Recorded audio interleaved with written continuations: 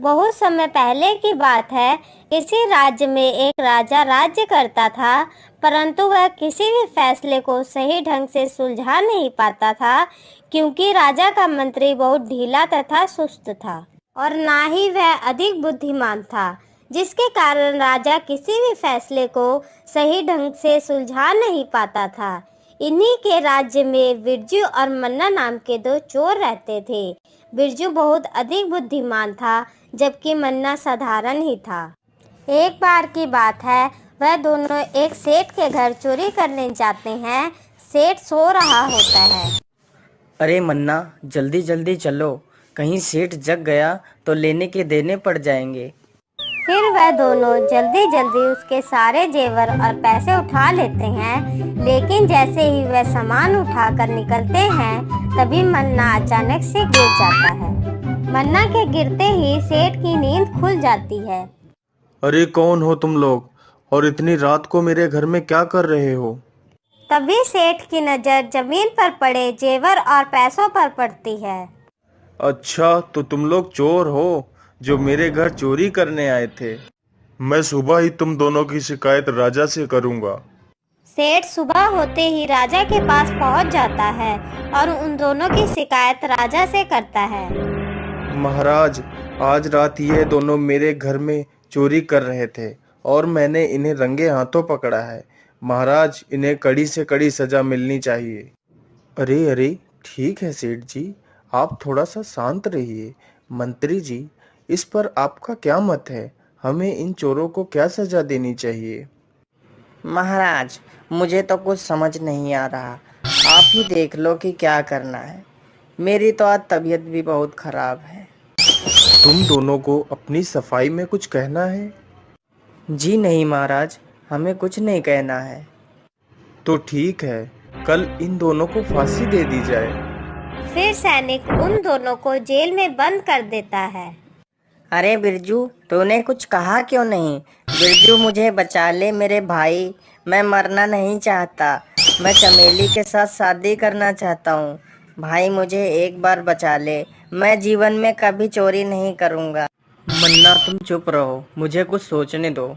इसी प्रकार रात गुजर जाती है। सुबह होते ही सैनिक उन्हें फांसी लगाने के लिए ले जाते हैं।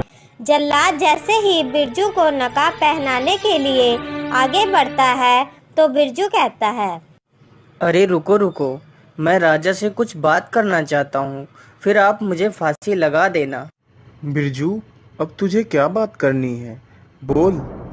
महाराज, मुझे फांसी मत दीजिए। हम दोनों ऐसी तरकीब जानते हैं जिससे आपके धन के भंडार भर जाएंगे, आप और भी समृद्धशाली राजा बन जाएंगे। अच्छा, वो कैसे? बताओ बताओ। महाराज, हम दोनों को हीरे और जवाहरात की खेती करने का मंत्र पता है। राजा चोर के मुंह से हीरे जवाहरात की खेती के बारे में सुनकर तुरंत उन्हें महल ले जाता है। बिरजू, मुझे जल्दी से बताओ, वह कौन सा मंत्र है जिसकी तुम बात कर रहे थे?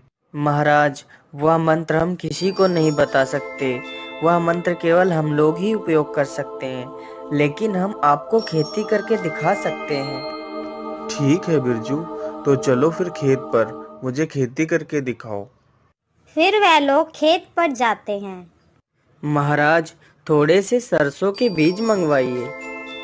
राजा तुरंत ही सरसों के बीज मंगवाता है और बिरजू को दे देता है। बिरजू आंखें बंद कर कर झूठ मूठ का मंत्र पढ़ता है और सरसों के बीज को खेत में बो देता है। महाराज, अब इन बीज से पौधे निकलने दीजिए, तब तक आप महल में आराम कीजिए। फिर राजा महल चला जाता है। बिरजू और मन्ना भी अपने घर चले जाते हैं। कुछ दिनों बाद उनमें से पौधे निकल आते हैं, तो राजा उन दोनों चोरों को बुलवाता है। अरे दिखाओ तुम दोनों, इसमें कहाँ हीरे जवाहरात लगे हैं? महाराज, आप कल सुबह आना, फिर मैं आपको दिखाऊंगा कि हीरे जवाहरात कहाँ लगे हैं। अगले दिन सुबह ही राजा और बाकी लोग खेत पर पहुंचते हैं, तो देखते हैं कि पौधों की पत्तियों पर ओस की छोटी छोटी बूंदें पड़ी हैं, जो कि सूरज की रोशनी पर ऐसे चमक रही हैं जैसे कि सचमुच ही हीरे लगे हों। तभी बिरजू बोल पड़ता है, महाराज, ये देखिए, हीरे लग चुके हैं। राजा ये देखकर बहुत खुश हो जाता है। राजा हीरे देखकर उन्हें तोड़ने के लिए आगे बढ़ता है। रुकिए महाराज, आप इन हीरो को नहीं तोड़ सकते। लेकिन मैं इन हीरो को क्यों नहीं तोड़ सकता? महाराज, इन हीरो को सिर्फ वही तोड़ सकता है जिसने अपने जीवन में कभी चोरी ना की हो। अगर चोरी करने वाला व्यक्ति इन हीरो को छुएगा तो ये जमीन पर गिरकर गायब हो जाएंगे। ठीक है, तो मेरे मंत्री इन हीरो को तोड़ेंगे क्योंकि उन्होंने अपने जीवन में कभी चोरी नहीं की है। मंत्री जी, जाइए और जल्दी से हीरे तोड़कर मेरे पास लेकर आओ। नहीं महाराज, मैं इन हीरो को नहीं तोड़ सकता क्योंकि मैंने भी अपने जीवन में एक बार चोरी की है। मंत्री जी, तुमने क्या चोरी की है? महाराज, मैंने एक बार ब्राह्मण की गाय चोरी की थी। चलो कोई बात नहीं। सैनिक, तुम जाओ और इन हीरो को जल्दी से तोड़कर लेकर आओ। नहीं नहीं महाराज, मुझे माफ कर दो। मैंने भी एक बार चोरी की है, इसलिए मैं इन हीरो को नहीं तोड़ सकता। तुमने क्या चोरी की है सैनिक? बताइए मुझे। महाराज, मेरे घर में एक दिन कुछ भी खाने के लिए नहीं था, तो मैंने खाने की चोरी की थी। इस प्रकार राजा सभी से हीरे तोड़ने की बात कहता है, लेकिन वहाँ पर ऐसा कोई नहीं था जिसने कभी चोरी ना की हो।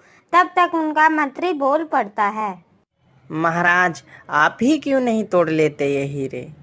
मंत्री जी, मैं भी इन हीरो को नहीं तोड़ सकता क्योंकि मैंने भी अपने जीवन में एक बार चोरी की है।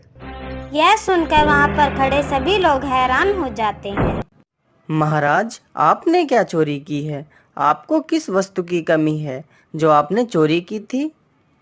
बिरजू, मैंने बचपन में अपनी दादी माँ के घी के लड्डू चोरी किए थे। महाराज, अगर यहाँ पर सभी चोर हैं तो सभी को फांसी मिलनी चाहिए, हम दोनों को ही क्यों?